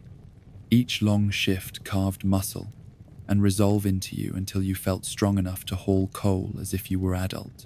Time blurs as you swing your pick and fill cart after cart. You feel the rising heat of the stoves that burn deep underground, warming the rails and creeping into your clothes. Your shirt clings to your back, soaked with sweat. The air around you grows stale and heavy. You wipe your forehead, thinking of the nights when the only respite came from a bowl of porridge and the chance to sleep on a bed of straw. Now each breath of stale mine air tightens around your chest as though the tunnel itself were collapsing inward. Sudden light flickers ahead of you. The shift leader signals the end of underground work for the day. You place your pick aside and lift your sore arms above your head to stretch binding muscles. You hoist your lantern high and follow the leader toward the heart of the mine, where a cave-in has blocked several passages. You see men shoveling debris and prying splintered supports back into place. You know that unseen dangers lie in every corner of the mine and that returning each day carries risk far beyond backache or cold. You step onto the gondola forged of iron and wood that will lift you to the entrance. A miner at the lever shifts the gondola upward. Squealing gears protest as it climbs, each foot of rope raising you closer to daylight. Your legs dangle in the air as you look down into the darkness from which you came. Water drips from unseen cracks high above. Your lantern wavers, casting long shadows over the rough stone walls. A sudden jolt rattles the gondola, and you gasp as a bolt of coal dust drifts through the wire mesh. When at last the gondola breaks through the surface, you squint against the pale sky. Fresh air gusts past you like a gentle breeze after hours of suffocation. You step off onto solid earth, legs shaky as uncooked noodles. You feel the sun's faint warmth on your skin. You swallow and taste the moisture of outside air, free from coal dust. You cross the muddy ground toward the sorting area where loaded carts await. Under a low canopy, you see a group of boys sorting coal by size. They toss large lumps into one basket and smaller flecks into another. Each bin will serve a different purpose for household stoves or road maintenance. You pick up a shovel and join them. The dirt beneath your nails feels coarse and real. You lift a large scoop of coal and dump it into the bin marked for furnace coal. Your fingers tingle with the heat from each lump. As you work, a foreman approaches and nods, noting your efficiency with a brief grunt. You catch a flicker of approval in his eye before he moves on. Approval means little beyond avoiding a harsh word, yet you savor it like a medal pinned to your chest. With the sorting done, you and the other children gather tools for the return to the surface village. You wipe your lanterns with a rag and pack them into a wooden crate bound with rope. You feel tender spots under your nails where dust loosened them from beds. You step toward the narrow path, leading away from the mine entrance. Each step toward home feels lighter, though your body groans at the movement. You think of a warm meal awaiting your return. A bowl of milk and bread, if you are lucky. Even that modest promise of comfort spurs you onward. Across the grass and dirt, you see others leaving the mine head too. Men lean on each other for support, carrying minor cuts and bruises from pickaxes or falling debris. A woman carries a small babe swaddled in cloth, her face drawn from worry that has nothing to do with the coal dust. You know that wages flow into the village to keep a tenuous existence alive. Without days spent below, families would starve or move away in search of work. The mine may be harsh, but it keeps you fed and housed, a bitter comfort you accept with no real choice. As dusk falls, you reach the cluster of wooden shacks where your life outside the mine begins. Smoke curls from chimneys where small fires warm evening gruel. You breathe in the smell of burning wood and tea leaves that drift from a neighbor's teapot. You slouch up the rough steps to your family's shack. You open the door and see your mother stirring a pot of thick porridge. The small flicker of a candle reveals your sister's face as she watches for your return. You drop your lantern beside the hearth and let your shoulders sag with relief. Your mother hands you a bowl of porridge and a thin loaf of bread. You dip the bread into the gruel and let it soften. The meal is bland yet nourishing enough to fill the void in your stomach. You hear the click of your father's footsteps as he enters, face smeared with coal dust from a day spent above ground repairing track repairs. He looks at you and nods. No words are necessary. You share one bowl between three. Each spoonful tastes of earth and grain, of hunger held at bay for a moment. After the meal, you sit on a wooden bench and remove your boots. Your feet ache with every tremor of pain. You rub them gently to restore feeling. You refuse to speak of the fear or the fatigue. In your home, the mine's burdens pass unspoken, shared only by a glance or a nod. At night, you climb onto your narrow cot, a board and a thin blanket. Your limbs protest with every movement. You stretch out, mind heavy with the memory of the tunnel's darkness, the heat, the dust, and the clang of iron wheels on rails. Yet you close your eyes and feel the night's calm wash over you. In the hushed darkness, you dream of running across open fields, where the wind carries the scent of wildflowers instead of coal. You imagine each breath filling your lungs with crisp air free from dust. You see fresh produce laid on a table under a bright sun, apples and berries that taste like sweet water. You dream of a world where your hands are free of coal dust and your clothes feel clean as a spring dawn. Yet before the dream can fully bloom, dawn's first light creeps through the cracks in the wooden walls. The bell outside the mine tolls again, calling you back to the darkness. You rise from your bench and pull on your trousers. You slip out of your shack into the cold morning air. You hold your lantern tight and step along the path through the dew-soaked grass toward another day of back-breaking labor in the coal mine, where every breath and every swing of the pick is both a burden and a promise to endure. You trudge up the narrow staircase leading to the dormitory after a long day at the factory. The wooden steps creak beneath your weight, and you grip the handrail for balance. The walls here are covered in grimy whitewash that peels at the corners. At each landing, a small window allows only a sliver of fading daylight to seep inside. You feel each breath grow heavier as you ascend, the swirl of dust from below settling in your lungs. Finally, you reach the top floor and push open the heavy door that bars the dormitory. A wave of stifling air greets you. The room is long and low, with rows of narrow bunks lining both walls. Each bunk holds 2 children on a padded straw mattress that sags in the middle. Blankets are thin and moth-eaten. Muffled whispers echo across the room as children lie in various states of undress or tuck themselves beneath ragged covers. The only source of light comes from a single oil lamp in the center, its glow dimmed by soot and smoke. The scent of sweat and stale bodies drifts through the air. You see children brushing hair desperately to remove grime and coal dust. You sit on the edge of a bunk, feeling wood press into your skin. Your back aches from hours bent over a loom, yet you must wait for the order to bathe before you can remove the day's grime. At the closed door, 2 overseers stand watch. They hold lanterns that sway and cast flickering patterns on the bare floor. One leans against the frame with arms crossed, while the other taps a metal rod against a bench. Their presence forbids any delay. You adjust the strap of your work shirt and smooth hair matted with dust. You notice bruises forming on your arms where the foreman's cane struck you. You wonder how your skin will fare in scalding water. The overseer at the gate demands you present your token to prove you earned a bath. Tokens are small metal discs handed out only to those who completed the weekly quota. You search your pocket and find one balanced on a fold of cloth. You hand it over, and he nods, stepping aside to reveal a doorway beyond. You slip through and follow the narrow corridor to the washroom. The washroom itself is even hotter than the dorm. Steam coils in the corners and drifts overhead. A large cast iron tub stands at the room's center, filled to the brim with water so hot that gentle ripples emit heat, as though the tub itself is breathing. A single spigot drips steadily.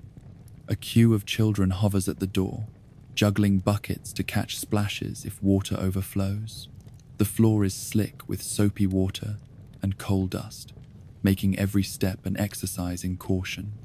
You wring your hands anxiously, aware that you will have only a minute or 2 before the next group pushes you aside. When your turn comes, you step onto a small wooden platform beside the tub. The bathkeeper stands before you, arms folded and eyes narrowing. He commands you to strip down to your undergarments and gather the small bucket he holds.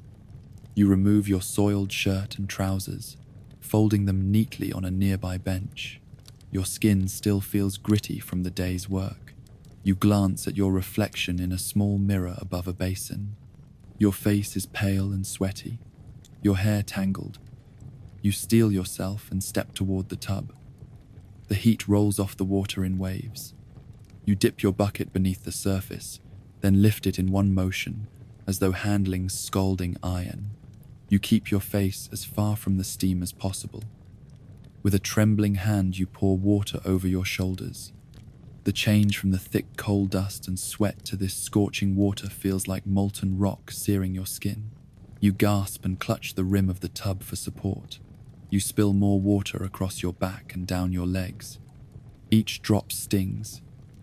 You reach the soap bar at the tub's edge and lather your arms, breasts, and thighs as quickly as you can. The overseer's gaze never leaves you.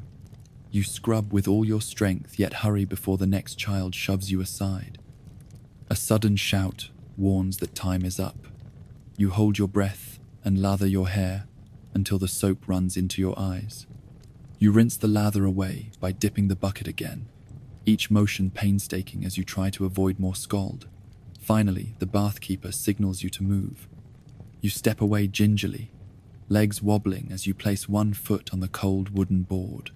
Your skin prickles where hot water mingled with sweat and dust. You hurry back to your clothes, moving with animal speed before the next child takes your place. You pull your trousers and shirt over your damp skin, wishing for fresh garments, though you know none wait. Your shirt sticks to your body, clinging as it fails to dry. You exchange a brief glance with another girl who stands nearby. She touches her neck, where spots of eczema flare beneath tight collars. You nod in solidarity before turning back to follow the corridor to the dormitory. As you re-enter the dorm, you spot empty bunks near the rear. You claim one quickly and slide beneath the blanket, collapse flat on your back, feeling straw press into bruises on your hips and shoulder blades. Other children file in behind you, voices hushed as they change and settle. You listen to each rustle of movement, buttons popping, laces untying, tears in fabric. You sense the relief of bodies finally free of coal dust, now battered by scalding baths. A sudden clang rings through the dormitory. The overseer has locked the door at the top of the stairs, preventing any escape until dawn. A girl near you rests her head against the wall and cries quietly, eyes rimmed red. You close your own eyes and rest your head on your folded shirt, now damp and spotted with soap residue. A single candle burns in the lamp bracket overhead, casting long shadows on the rough floorboards. The lamp flickers and sputters when a draft stirs the room. You feel a cold ripple through the air and press deeper beneath the blanket. In the hush that follows, a young boy begins to recite his lessons in a soft monotone, trying to memorize counting tables. Few listen to him, though. Most lie still, silent and exhausted. You imagine the hours stretching until dawn, each minute a small battle against the ache in your bones. The blanket around you offers little warmth, and the breeze carries the faintest chill through cracks in the floorboards. Your muscles ache where pickaxes pried coal from the seam. Now your skin tingles from the bath's heat, as though the scald has unsettled your nerves beneath. Your mind drifts to thoughts of fresh fruit and warm meals at home. Yet even those memories feel remote in this crowded cell of broken bodies. You trace the grain of the floorboard with stiff fingers, feeling the splinters graze your fingertips. You imagine running your hand along a smooth counter instead, peeling an apple or slicing a piece of bread onto a clean plate. A faint murmur rises from the corner, where older children whisper prayers to stay safe in the night. Cries of the smaller ones rise and fall like waves. The room feels alive with sorrow. A girl shifts beside you, rolling onto her side to face a friend. They exchange a brief whispered joke about the foreman's mustache, though the laughter trembles in their throats. You allow yourself a small smile at the humor, though you know your own story is too heavy for jokes. The lamp sputters again and you stare at the dancing flame. You know that when it dies, darkness will swallow the dorm. You hope there will be guards to ensure no child wanders into the night's chill. The door remains locked, a constant reminder that freedom lies just out of reach. You will not see home until morning light breaks through stained glass high above the front steps. You focus on each breath, willing body and mind to still their ache. The candle flickers in the draught, so you clench your teeth. You feel a chill pass across your chest. You shiver beneath the single layer of blankets. You imagine settling into soft linens and a warm quilt, but those thoughts slip away as your body craves rest more than anything else. Minutes pass in the unknown space between dusk and dawn. You feel eyelids grow heavier, each blink an effort. The cough of another child echoes. You inhale sharply to keep the draft from stealing your breath. You taste soap and dust and sweat in equal measure. You press your face against the blanket to muffle the sounds. You can feel the bed leaning beneath your weight as you sink into the straw mattress. You drift towards sleep and feel the weariness seep into every fiber of your being. In your half-sleep, you imagine a world above ground, where children play in fields under the sun. You see bright colors and fresh air. You taste wild berries from hedgerows. You envision warm baths in a home with tiles clean and soap fragrant. You feel a warm breeze across your face. You want to reach out and touch that reality. But the reality of the dormitory presses you back into consciousness. You open your eyes and see the pale glow of candlelight against the low ceiling. Children lie in rows above and below you. The quiet hum of breathing resonates as one body inhales and exhales. The lamp flickers, sending streaks of shadow across faces turned toward the tiny flame. You close your eyes again and tighten your grip on the edge of the blanket. You remind yourself that morning will arrive whether you wish it or not. The race to survive another day will continue. Each moment of sleep is precious, though fleeting. You surrender to the dim dreams for a moment, feeling your body relax until the memory of the day's labors dissipates. You feel that single breath draw in cool air and feel your chest rise and fall. The scald of the bath lingers on your skin, a reminder of what you endured for mere minutes of cleanliness. The ache in your muscles begins to fade as your mind drifts further into sleep. Under your breath, you mumble a prayer of thanks that this day is almost done. The candle sputters once more, and a gust extinguishes its flame. Darkness swallows the dormitory. You squeeze your eyes shut and let your breathing slow. You imagine light beyond the walls that will come tomorrow. You think of the morning when you will return to the factory, but for now you allow your tired body to rest. As you drift off, you hold on to a sliver of hope that one day the dormitory's door will not be locked upstairs. You dream of a home where you can bathe under warm water that does not burn your skin. You imagine a meal of fresh bread and fruit. You feel that memory nourish your sleep and carry you deeper into rest. You will rise soon for another day of scalding baths and locked doors. Yet for now you remain still, carried by dreams of something better beyond the dormitory walls. You rise in the dim light before dawn, your body still heavy from the day before. The dormitory door remains firmly locked, bolted from the outside. You cannot leave until evening when the overseers choose to release you. The tiny window high above offers only a sliver of sky, too small for you to climb through. You push beneath the damp blanket to stand, feeling the cold board beneath your feet. Your limbs protest as you stretch stiff muscles. Around you, children slowly shift on their bunks, mouths opening in small yawns. Some wipe sleep from their eyes, while others remain curled without movement, unwilling to face the day.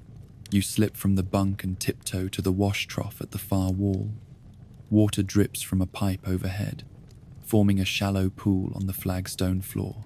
You cup your hands and bring cold water to your face. The shock of the chill makes you gasp. You blink as the cold cuts through the grime of yesterday. Your hair feels stiff where coal dust clings to each strand. You splash more water until your skin loosens particles of dirt. Each attempt to wash reveals more grime than you expected, black streaks that stain your cheeks and chin. You wipe at them with the rough fabric of your shirt, leaving a smear that reminds you of the bath sting. The thin plug of the wooden drain lets water trickle away too slowly, forcing you to stand ankle deep for a moment until the basin clears. A bell clatters from below, signaling that the overseers will soon inspect your cleanliness. You rise and make your way to the line of children waiting for final checks. The overseer stands against a pillar, lantern in hand, eyes scanning each face. You lean forward slightly, hoping he will not see the twig of dirt beside your ear or the smudge on your collar. He glances at your shirt and nods, stepping aside to let you pass. You swallow a sigh of relief, but as you return to your bunk, a boy near you is pulled aside. The overseer points to his knees. still dark with grime. The boy cringes as a sharp rap on the leg sends a jolt of pain through his body. He hurries to wash again under the dribble of water. You take your seat on the bench at the far end, pulling your damp shirt against your chest. Children file past, each stepping gingerly over the wet floor. A few cast glances toward you, noting that your shirt remains slightly stained. You hope they are distracted enough not to tempt the overseer to punish you. A girl squeezes by holding a sleeve of her stained dress beneath her arm, trying to avoid attention. She brushes past, leaving a faint scent of stale soap in the air. The day begins with a clap of a wooden mallet on a plank. That signals breakfast in the hall down below. You gather your belongings and follow the procession of children and adults down the narrow steps. The hall remains as it was yesterday, the benches worn and the air thick with stale porridge. Today's ration is slightly more generous, thin gruel served with a slice of dry bread. You accept your portion and retreat to a corner where you can eat without spectators. The gruel warms your stomach, providing the only energy you will have until this evening.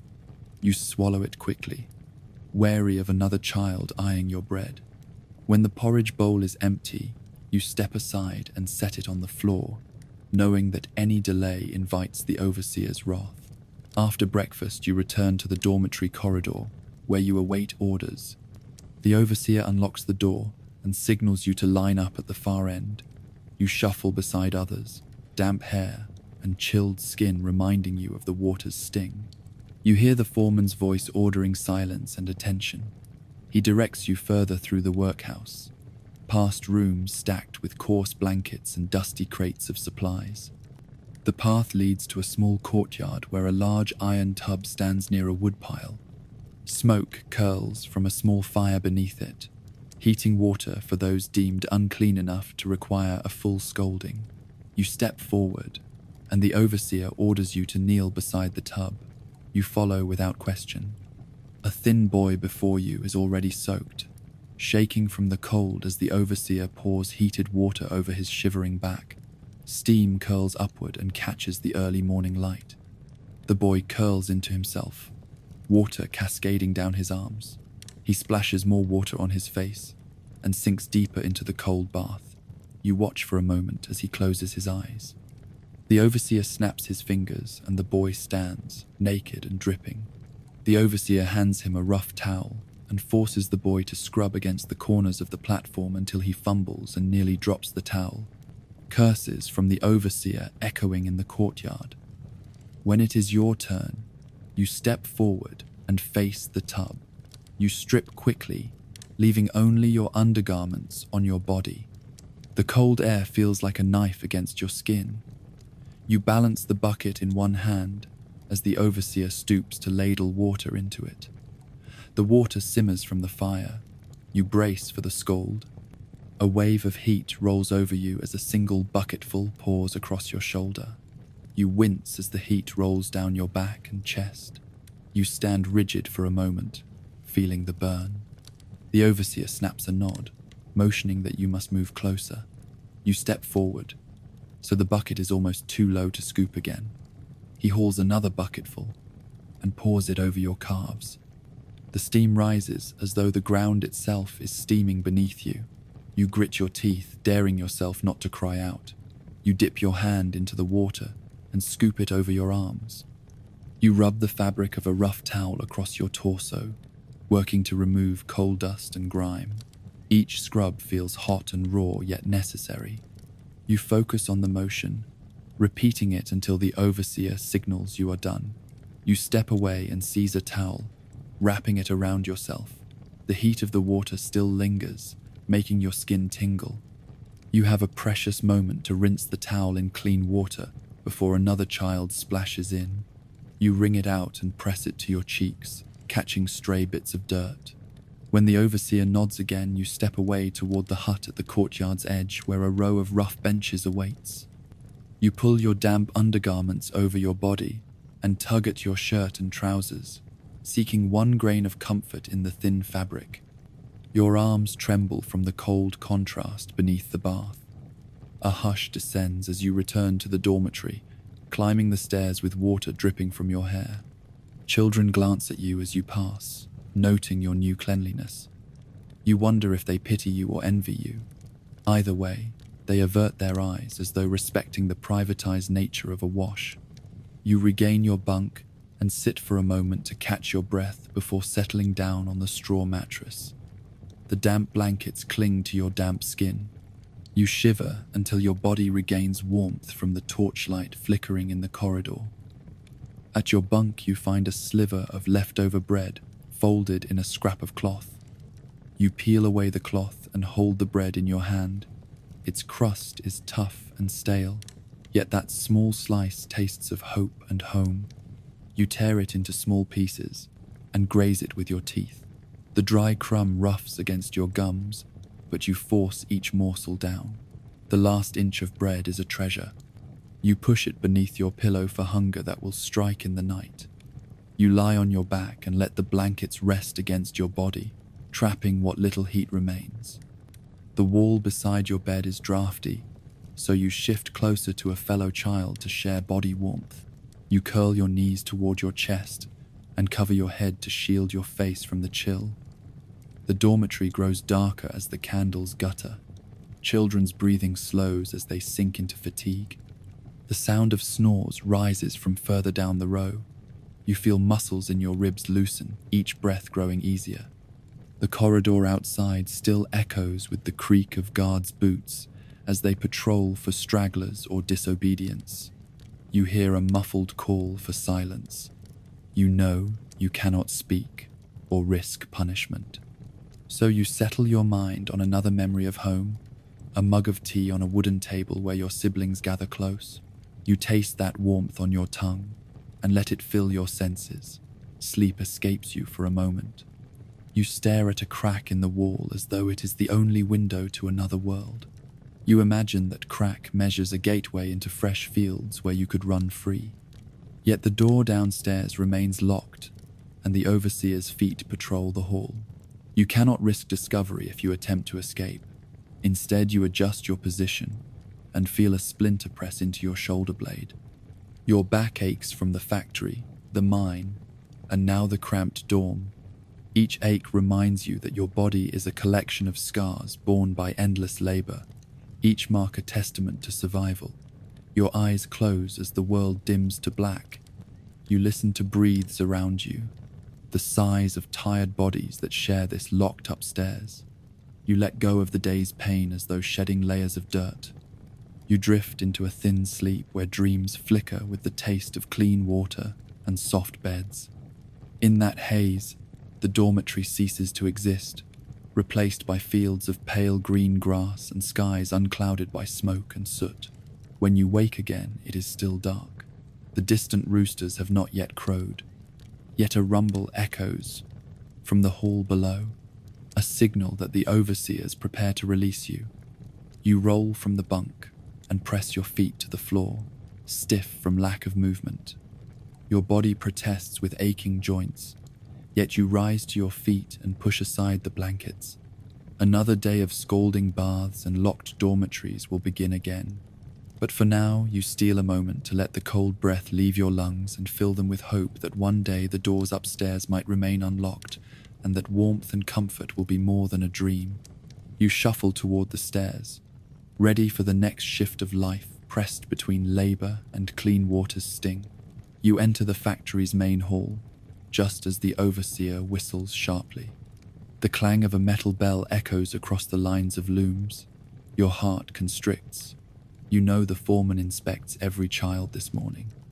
A single missed stitch or tangled thread will earn you a whipping and a public rebuke. You tighten your grip on the wooden shuttle and move to your station. The overseer scans faces with narrow eyes. He stops at your bench and jerks his chin. Your hands tremble as you set your shoulders and return to weaving. The spinning shafts hum. Each pass of the shuttle brings another thread into place. You recall yesterday, when a boy in the next row missed a loop. The foreman dragged him away and laced his palms with a leather strap. The boy screamed as each blow landed. All day long the boy could not hold a shuttle without wincing. You pray your fingers remain swift and precise. The overseer's gaze drifts along the rows. You force yourself to ignore the ache in your arms and the burn in your lungs from lingering dust. Lunchtime arrives in a sudden clap of the overseer's hand. You set down your tools and push your stool back. In the hall below, children line up for bread and gruel. You take only enough to keep your strength up for the afternoon. A spoonful of coarse meal goes down hard. You fight the urge to cry out at the sour taste. Some children receive extra portions because they volunteered to scrub floors before dawn. You think of staying behind more often, but know that scrubbing requires long kneeling and leaves fresh bruises on your knees. Afternoon dawns with the same urgency. You return to the loom as the overseer counts out each girl's number from a clipboard. You catch sight of him in a small mirror above your loom. He frowns and shakes his head. You wonder if he noticed a slack in your thread. Your shy glances at the alignment reveal that you must hurry to set the warp correctly. You clamp your teeth and lean forward. Your fingers fly across the shuttle, weaving thread as though each movement is a prayer. Suddenly, the overseer clatters across the floor. He snatches your shuttle and inspects the cloth. You stand and meet his glare. He wraps the fabric with the tip of his wooden ruler. Your heart pounds. He says your stitches are uneven and your rows askew. You blush hot with shame. A knot forms in your stomach. You know what comes next. He holds the ruler aloft and strikes your palm. The blow snaps across your nerves and you yelp. Your fingers curl against your chest. The overseer repeats the strike to your other palm until tears burn your eyes. You bow your head, unable to meet his gaze. He snaps that you are lazy and should be grateful to earn a pittance for your family. He shoves the ruler into your hands and tells you to resume work. You crush the ruler's handle, knuckles white with rage and pain. You straighten and guide the shuttle back into place. Each strike of the loom's clack echoes through your mind. Your tears fall unnoticed. A few minutes later, he returns. He points to a stitch you missed. You hold your breath as he brandishes the ruler again. You know the next strike will land hard on your side or calf. He swings the ruler, and it snaps against your skin. You clutch your ribs, each breath a stinging reminder. He calls you careless and orders you to focus.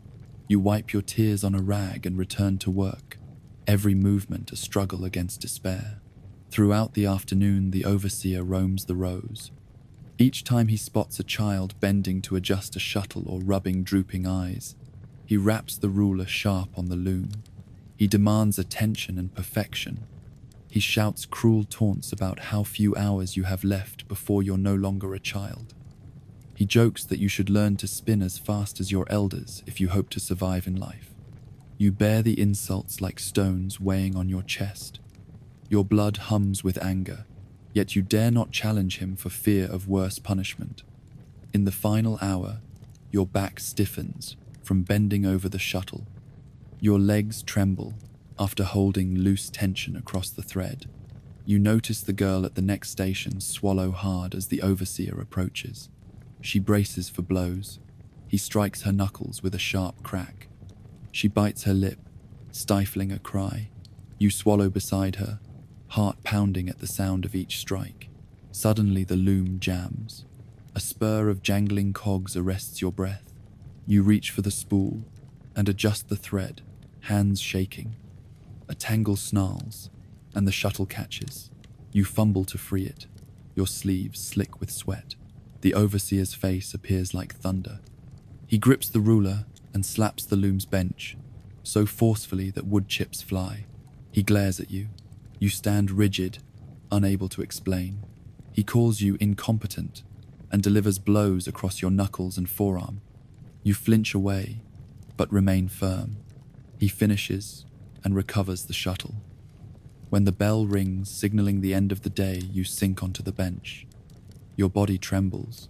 Every ache and bruise throbs in unison. You struggle to rise, mind hazed from pain. You pack your small bag and step toward the door. The overseer hovers behind, watching. He spits that you will return at dawn for more work. You nod feebly. You trudge home through soot-strewn streets. Each step feels heavier. Your head swims from exhaustion and build-up dust. You remember the crack of the ruler and the sting of each blow. You pray the bruises will fade by morning. At home, you sit at the table with your siblings. They watch you gingerly place your palms on the table. Your mother reaches for a rag to clean your wounds. You hiss as she wipes them. She scolds the overseer under her breath. You look away, ashamed tears slipping down your cheeks. That night, as you lay on the straw mattress in the dormitory, you recall the day's cruel words. You dream of spinning an endless shuttle through clouds of cotton and becoming a skilled weaver beyond the factory's walls. You hear a whisper that one day you might escape this place. You press fingers into the bruised flesh and vow to endure another day. You close your eyes and let sleep carry you to dawn, where another harsh ruler awaits. The clang of the factory bell at 10 p.m. echoes through empty streets as you slip inside the workshop. Only a handful of older apprentices remain to keep the looms running. Your task is to stand, watch, lamp held high, ready to alert them if a shuttle jams or a wheel slips. The rules are strict. A single nod of weariness or a momentary drift in attention earns you harsh punishment. You force yourself to stand rigid, feet planted firmly on the worn floorboards, eyes scanning every shadow. Every 20 minutes, an overseer strides through the dark aisles, tapping a ledger with a metal rod. When he passes, you straighten and hold the lamp steady. If he finds your gaze wavering, he will strike your knuckles or hiss a cruel command. You swallow hard and focus on the steady hum of machines. The room is thick with lint and dust that tickles your throat. Each breath forces you to fight back a cough, lest the sound draw unwanted scrutiny. At midnight, a shuttle grinds to a halt. You raise your lamp to alert the apprentices. They step forward and restore tension, saving the loom from damage. The relief on their faces gives you a momentary lift, yet you dare not relax. The next overseer check could come at any moment. When the bell rings at dawn, you collapse onto a bench, limbs trembling from hours of vigil. You feel pride in having endured the endless rules that govern your night duty. The crowded dormitory reeks of sweat and sickness. A fever grips you as soon as you slip beneath the thin blankets. Your body aches from the day's labor, but also from a chill that slides into your bones. A cough rakes your chest as you struggle to draw air into burning lungs. You press a hand to your throat, tasting the bitterness of coal dust. Around you, other children moan softly, confined to bunks with no space to move. There is no rest here, no medicine beyond a weak broth pressed into your shaking hands. In these cramped quarters, illness spreads like wildfire. A single cough from one child infects a dozen others in minutes. You watch as a boy's leg grows cold and black after a mining accident. He is dragged beneath a rough blanket and carried outdoors at dawn. The foreman returns after hours to declare that the leg must go. There is no anesthetic. The crude surgeon brings a sharp chisel and hammer. You cannot bear to watch, but cannot look away. The child screams as the blade splinters bone. The overseer orders silence. You stare at the rough floorboards, too horrified to drink the porridge offered afterward. Morning arrives with no mercy. The bell sounds for work once more. You press a hand to your fevered brow and force yourself from the cot. Your bones feel like iron rods. You swallow a gulp of water and tighten your jacket around your shaking frame. The factory awaits. By candlelight, you steal a moment in the dormitory's corner to practice letters. A scrap of chalk and a sliver of slate are your only tools. Each evening, you trace shapes until your fingers grow sore. Your siblings peer over your shoulder, eager to learn. They mimic your strokes, though their hands shake from hunger. You whisper each letter's name as they recite after you. In stolen moments, you imagine a life beyond soot and scalding water. You plan a route through back alleys and hidden paths that lead to a distant town by a river. You sketch a rudimentary map in the margin of your slate when no one watches. You memorize the beat of distant church bells that toll near the edge of the world you long to reach. The thought of fresh air and fields of grass spurs your resolve. Each night you share whispered lessons with other children.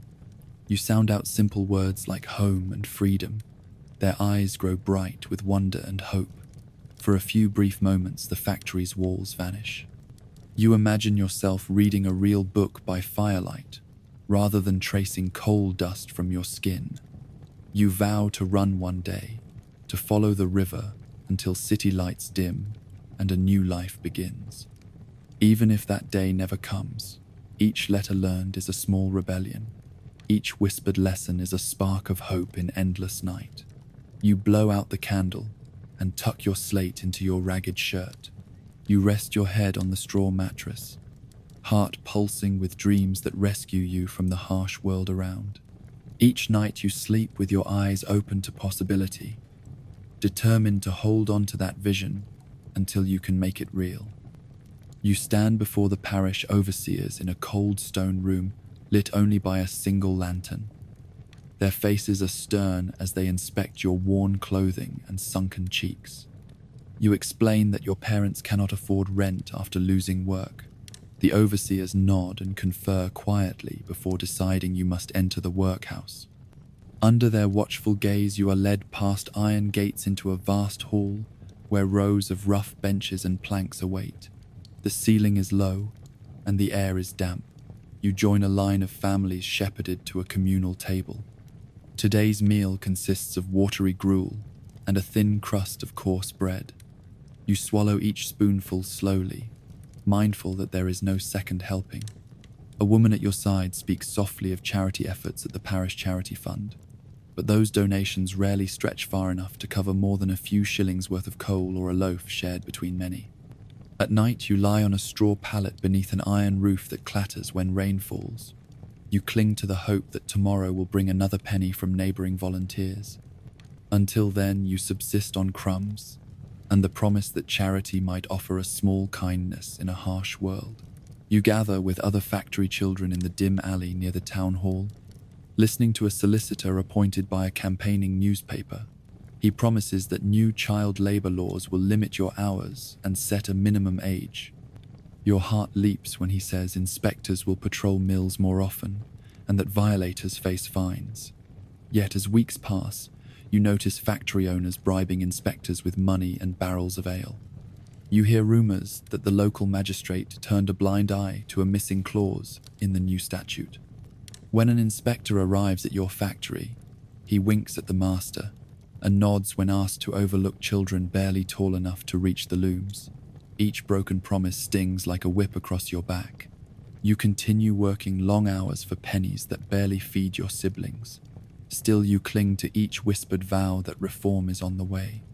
You memorize song lyrics that speak of justice and join your friends in headlines proclaiming more petitions. Though masters bribe their way out of compliance, you remain determined that someday these laws will protect children and end the cruel bargain between poverty and labor. Imogoyne waking before dawn in a cramped attic under a leaky roof. You lace worn boots and eat a dry crust before marching through muddy streets to stand 12 hours at a spinning frame. Dust floats through dim windows, coating every breath and scalding your lungs. At noon, you gulp thin gruel and nibble stale bread before returning to the machine. If a single thread breaks, you face the sting, a wooden cane, and a public reprimand. At twilight, you trudge home with stiff limbs, only to repeat each motion the next day. You endure scalding baths that strip skin raw, and sleeping quarters where bodies jostle for scraps of warmth.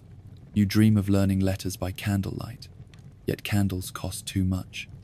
When illness strikes, no medicine awaits beyond bitter tea. You grit your teeth through fever, fearing amputation of a hand without anesthetic if a mine accident occurs. You eat crumbs under cold beams, longing for fresh fruit. Each moment demands courage and resolve. You hold on to fragile hope that someday life will offer freedom beyond factory walls. But truly you would not last a day in those grim times.